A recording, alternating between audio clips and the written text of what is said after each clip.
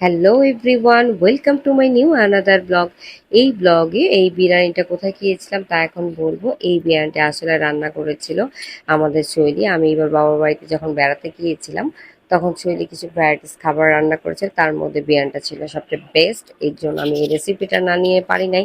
আর বিরিয়ানিটা যেমন মজাও হয়েছিল আর সবাই মিলে একসাথে খেয়েছিলাম, এটার খাওয়ার মজাটা অন্যরকম হয়েছিল। তো এটার জন্য শৈলী সব টাইপের মশলা দিয়ে বিরিয়ানির মশলা শানটা ইউজ করেছিল। বাদাম বাটা, এলাচ, দারচিনি সব কিছু দিয়ে, আদা রসুন বাটা এগুলি দিয়ে তারপর হচ্ছে ভালোভাবে মেরিনেট করে নিয়েছিল। ও টক দইও দিয়েছিল। মেরিনেট করে পেঁয়াজ বেরেস্তা করে তার মধ্যে তেলে পেঁয়াজের মধ্যে ছেড়ে দিয়েছিল। তারপর মাংসটা অনেক ভালো করে কষিয়ে নিয়েছিল আর আলুটা জর্দার রং দিয়ে ভেজে নিয়েছিল। তারপর হয়ে যাওয়ার পরে পোলার চালটাকে সেদ্ধ করে ঝরিয়ে নিয়েছিল। তারপরে হচ্ছে পার্টে পার্টে দিয়ে দিয়েছিল মাংস আর হচ্ছে পোলাও চাল একসাথে দিয়ে দিয়েছিল। তারপর পার্টে পার্টে দিয়ে দিয়েছিল আর হচ্ছে আলুটাও দিয়ে দিয়েছিল, ঘি টি সবকিছু দিয়ে একসাথে ঢেকে প্রায় ২-৩ ঘন্টা দমে রেখে দিয়েছিল। তারপরে হয়ে গিয়েছিল ইয়াম্মি বিরিয়ানি। আর বিরিয়ানিটা বেড়ে আমরা সবাই মিলে চলে গিয়েছিলাম শৈলীর রুমে।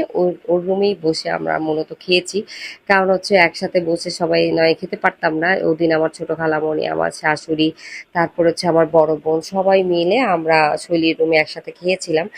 ওর বিরিয়ানি উপলক্ষে সবাই দাওয়াত করা হয়েছিল। আর বিরিয়ানির সাথে ছিল ডিমের কোরমা, সালাদ আর হচ্ছে কোক। এগুলির সাথে বিরিয়ানি ভরপেট আমরা এত খেয়েছি কি আর বলবো। বিরিয়ানিটা যেমন মজাও হয়েছিল তেমনি হয়েছিল দেখতেও সুন্দর। সুইডি অনেক কষ্ট করে রান্না করেছিল। আমরা সবাই খুব মজা করে খেয়েছিলাম, গল্প আড্ডার সাথে সাথে। আর ছবি তোলা তো আছেই। খুব খাওয়া দাওয়া করছিলাম সবাই, সবাই মিলেই খুবই মজা করছিলাম। তারপরে হচ্ছে ছোট খালামণিরা আনা আইসক্রিম আমরা সবাই মিলে একসাথে খেয়ে নিলাম।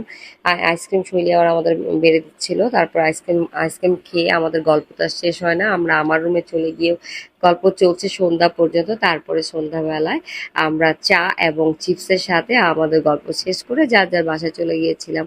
আর এতক্ষণ যারা ভিডিওটা দেখছিলাম, thanks watching for this video.